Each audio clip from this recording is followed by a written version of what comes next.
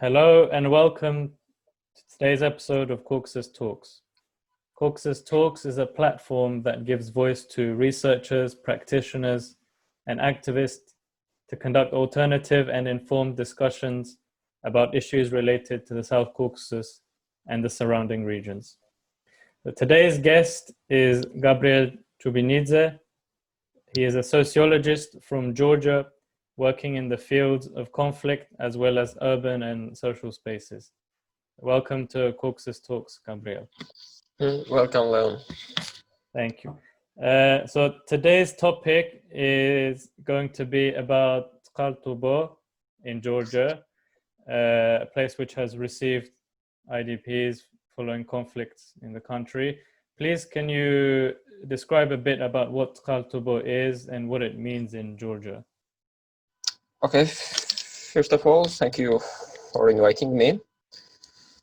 And what about Tskaltubo? Tskaltubo is a resort city which was built during the Soviet time, but it was not an ordinary resort city like it was, for example, Sukhumi or Gagra or Sochi.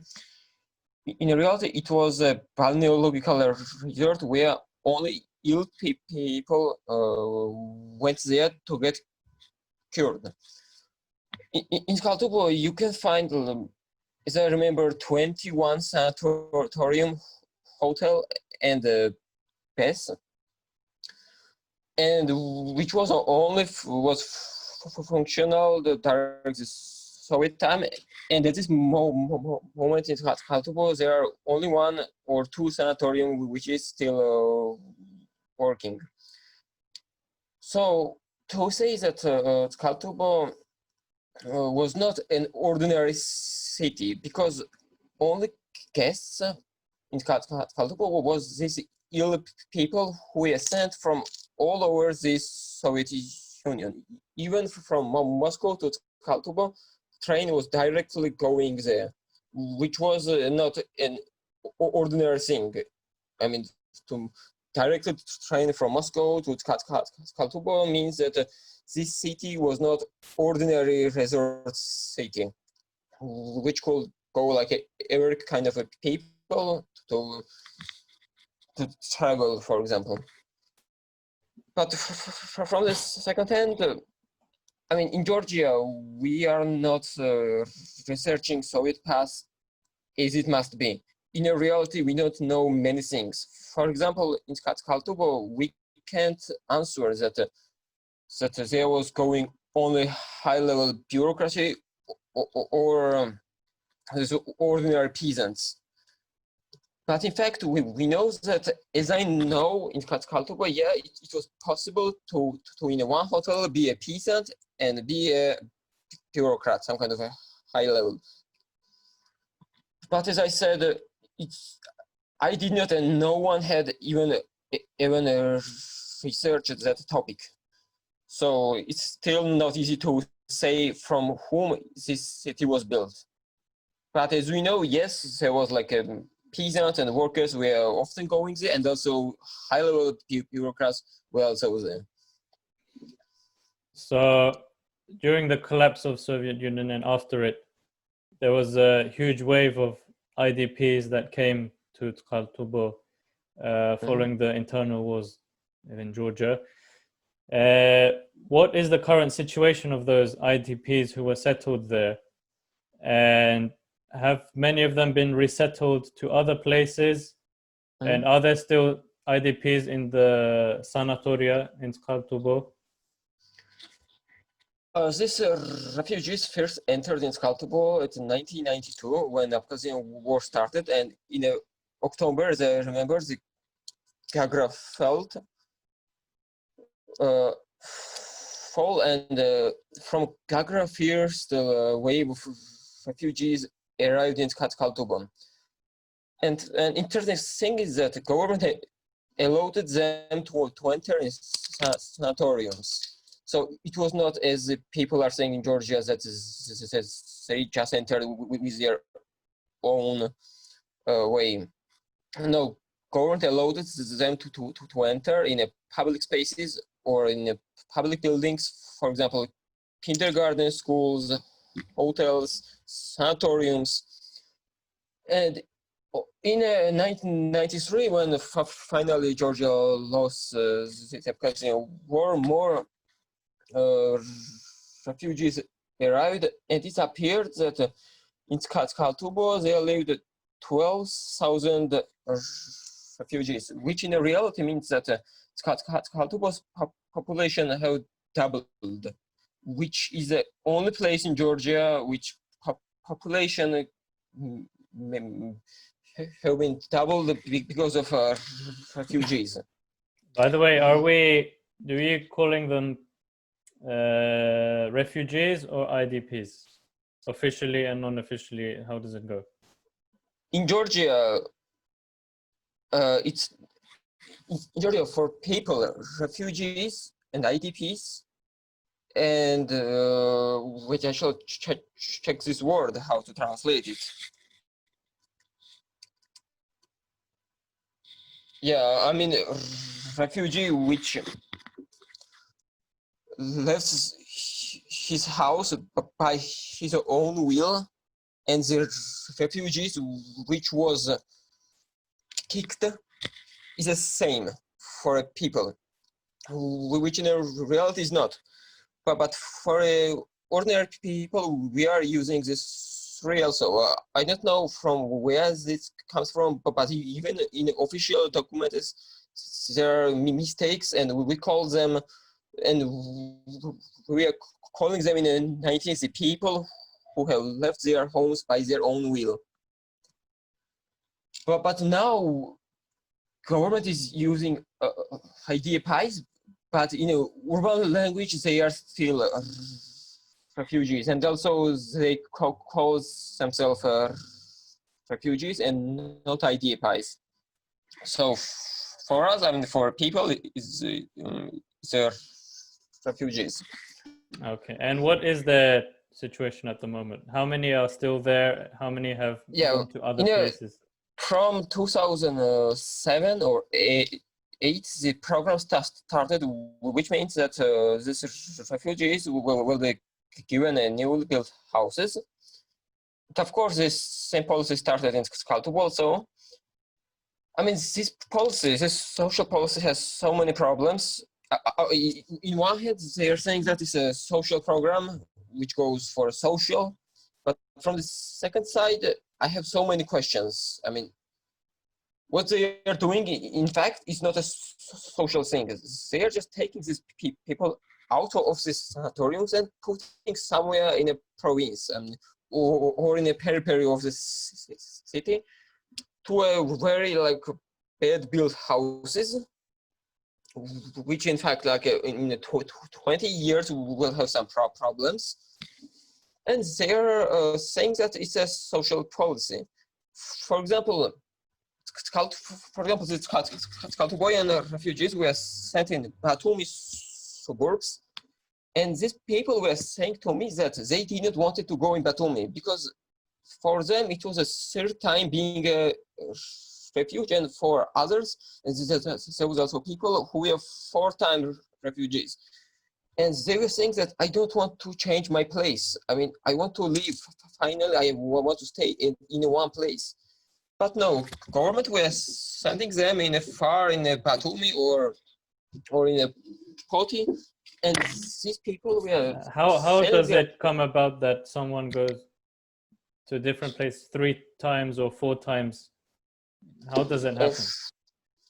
For example, there are the people who were from Sokumis. They went in a Kali district, which is a Georgian population in Abkhazia, which still lives. Then in 1998, there was a war, and they returned, for example, in Tbilisi, and from Tbilisi they were resettled in Tskaltubo. Or second case is that they left Abkhazia during the war, but in 1993, in August, there was peace negotiations, and they have returned. And after 2 months, they were used to leave this city, and they went in somewhere in Sugdidi or in Tskaltubo or in Tbilisi. So it appears that in reality they changed their place more than 2 times. And as I said, I met one family who changed their place for 4th time, which was for me, it was like, I mean, impossible to just understand what that meant for them, to changing their, because changing a place is not just changing a house, right? It's changing a social space, changing a people who live around you, changing a school for if you have children, then they have to move and make new friends and these things. And then sometimes it's a more traumatic than saying a war behind on your windows. Yeah, but so there are still some left in Tskaltubo. As far as I know, there's been a reconstruction process taking place there. What is the reasoning behind the reconstruction? As in, is it done for the purpose of preserving the resorts as cultural heritage, or to promote it as the touristic site, or to improve the conditions of the refugees there? What is the main purpose of the reconstruction? The Caucasian War was a tragedy, tragedy not only for these refugees, but also for the whole population of Georgia. And in Tskaltubo, it's a tragedy also for Tskaltuboians, because these refugees took all sanatoriums. And this city Tskaltubo was built because of these sanatoriums, that if these sanatoriums will not be active, they will not be able to find any kind of a job. So when they are saying to rehabilitate Tskaltubo, we should remember that they are saying it in a year before the elections. And when I was researching the newspapers, it started directly showing at the time, in the middle of the 19th. Then Saakashvili appeared, and Saakashvili said that yes, I will sell this house, this sanatorium, and these big businessmen will come, and they will invest their money. And in fact, Saakashvili's time, and it was, I remember, 2011, they really sold this main sanatorium, which was the biggest and largest one. Excel these refugees because the investor bought it, and not because it was a social program. And went near 10 years, no, 11 years passed, but still nothing have been done in that sanatorium, which in fact means that the problem is not only in refugees, as government and as locals are saying. Problem is much more bigger. It goes in a deeper in our economic system, which is saying that government must not enter in a some kind of, that government must not produce economy. When they are saying that only business can make the economy and make money. This is the complete rejection of the Soviet command economy past and trying to enter the sort of neoliberal type of. Yeah, and in fact, that Georgia was the most aggressive neoliberal country who have even denied to have this labor law.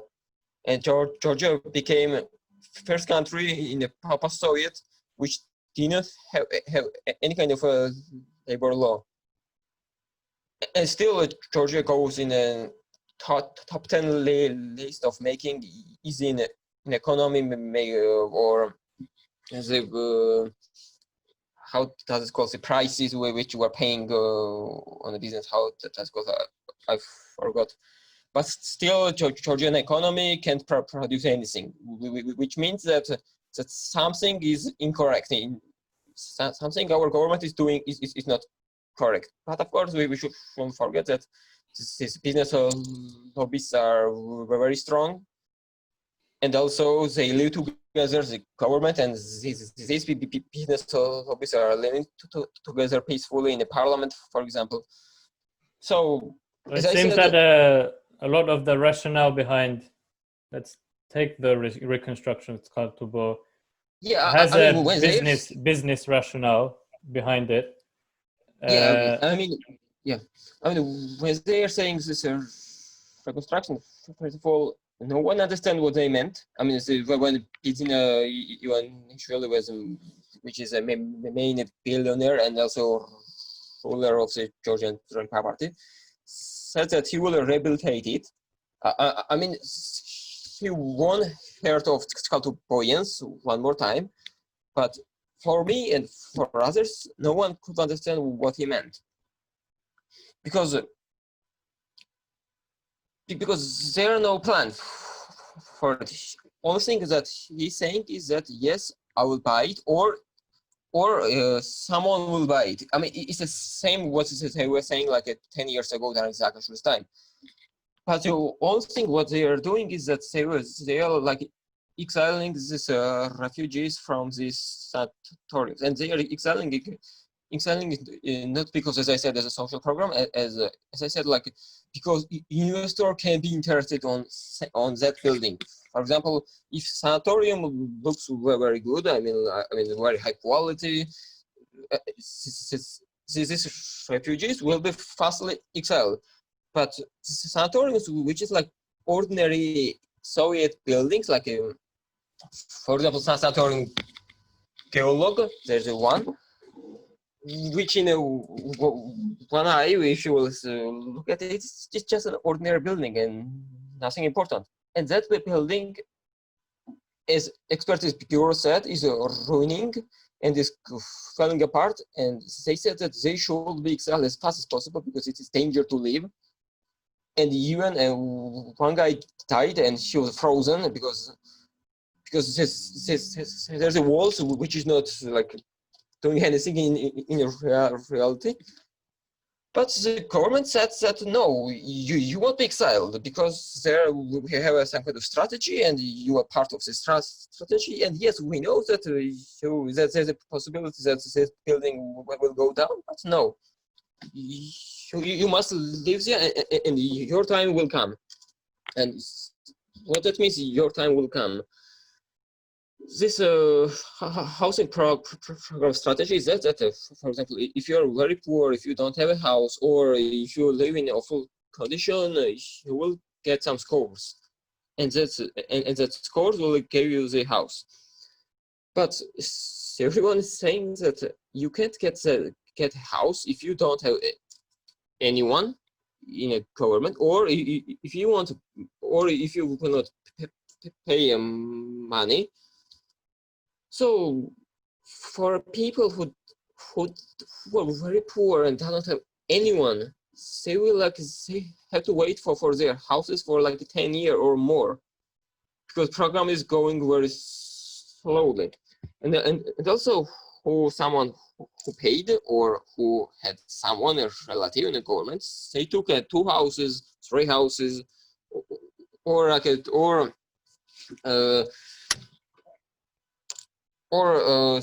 they were taking for example 1-room house, but suddenly they took 3-room house. So it's like corruption is like as people are saying, refugees are like an ordinary thing in that government structure. So the government or private companies, whoever it is, for example, undertaking the reconstruction or calling the resettlement of the refugees as a social policy, how do they have to give some kind of justification, right, for this social, even if you don't think it's a social policy, they have to say, I don't know, what are they saying? For example, are they saying that they will bring tourism to the area, you can get jobs, you can make money, make a living like this? What are they using these kinds of justifications, or what are they, what kind of discourse is being expressed? Of course, these refugees are under pressure, not only from the government but from the locals also, because locals and refugees does not have as good a relationship as they are saying in reality. Because one claiming second that because of you, I lost my job and I have lost my city. But the refugees are answering that I'm a refugee and the government asked me to enter there. And then, I mean, millions of things happen inside the sanatoriums, which is a very big topic. But yes, I mean, both sides, as the government and the locals, are saying that when you will go, the tourists will come. So they're like legitimizing on the reason that Tskaltubo will be saved only by sanatoriums. But in fact, it's one more mistake because it will be a mono-working place. I mean, city which have only one place to work. For example, city of Tskaltubo in Georgia, which is a mining town, and you can't find any other job there because it's a mining town. And we also like this business corporation are just destroying whole city and destroying people, doesn't care about anything. So Tskaltubo is going on a same way with which will have a mono job.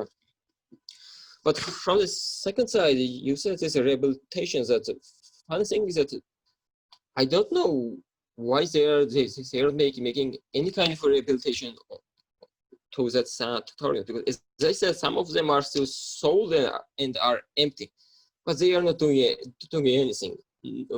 I'm thinking that Tskaltubo won't give them as much money as they want, because Tskaltubo was a Soviet town, which was working only in a Soviet time.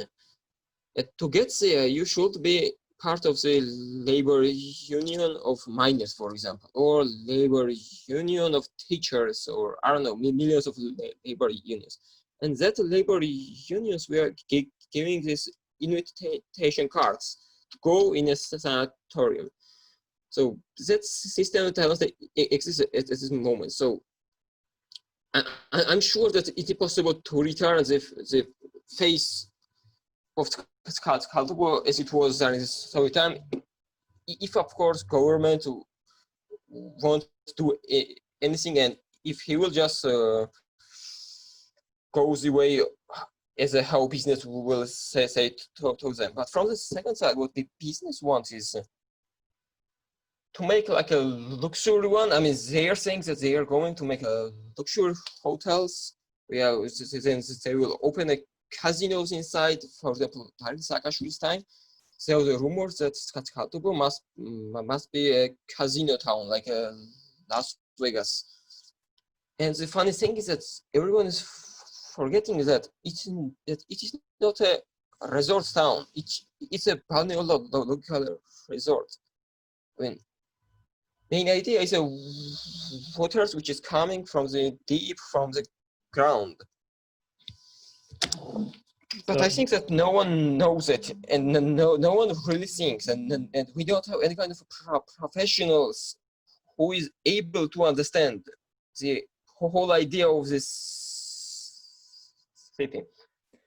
And this is Tskaltubo's situation there, and Georgia in Soviet times was famous for all of its sanatoria. Of course, yeah. So how is it comparable to the situation with other sanatoria? Are they also being taken over by private business, or some of them are still under state supervision? What's the situation in other places? As I know, most of them were sold, or it was how Russians are saying privatization. So in 90s, the same things were happening in Georgia, like in it was happening in Russia or in Ukraine or in Armenia also, I think, or in Azerbaijan. Yeah, in most of cases, they must be privatized. But the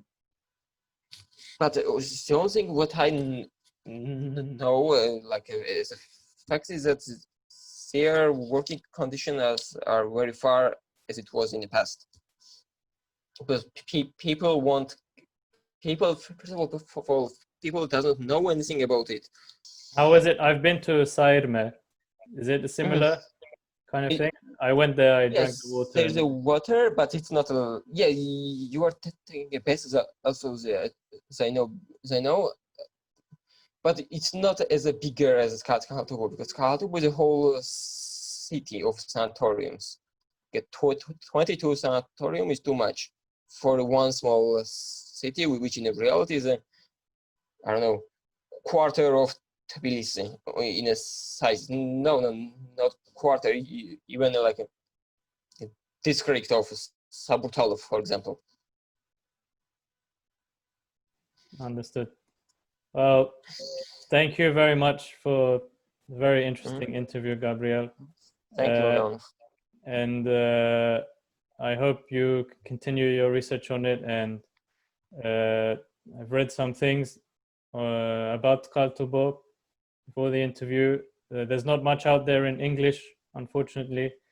More in Georgian, but hopefully these issues and others will be raised for people to read about them and listen to them. And we wished for our platform, Caucasus Talks, to give the chance to raise this issue for more people to learn about it. So thank you very much, Gabriel. Thank you, Leon. Thank you.